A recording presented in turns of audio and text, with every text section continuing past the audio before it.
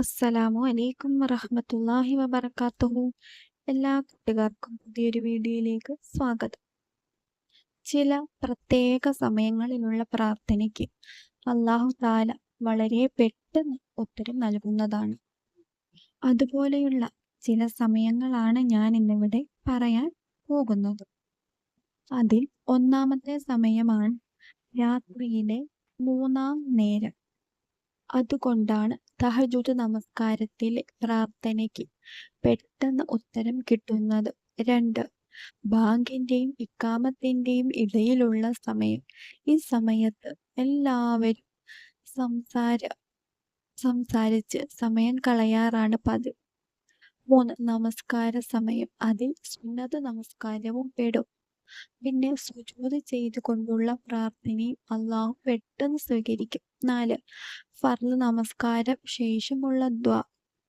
5. മഴ പെയ്യുമ്പോൾ ഉള്ള പ്രാർത്ഥന. 6. യാത്ര ചെയ്യുമ്പോൾ ഉള്ള പ്രാർത്ഥന. 6. അറഫ ദിനത്തിലുള്ള പ്രാർത്ഥന.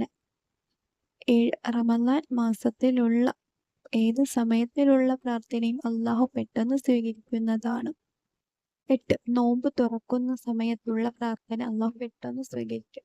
9. രോഗിയെ സന്ദർശിക്കുമ്പോൾ. 10. രാത്രിയിൽ ഉറക്കത്തിൽ നിന്ന് ഉണരുന്ന സമയത്ത്.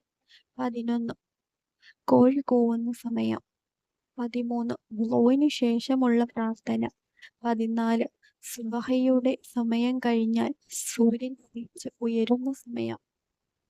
നമ്മൾ ആത്മാർത്ഥമായി മനസ്സ് ഉരുകി കണ്ണീരൊലിച്ച് പ്രാർത്ഥന അല്ലാഹു തആല ഒരിക്കലും തള്ളിക്കളയില്ല. എന്നാലും ഈ സമയങ്ങളും ആരും മറക്കാതെ ദുആ ചെയ്യുക. എല്ലാവരുടെയും നല്ല ഉദ്ദേശങ്ങളും അല്ലാഹു തആല പെട്ടെന്ന് ഉത്തരം നൽകട്ടെ. ആമീൻ.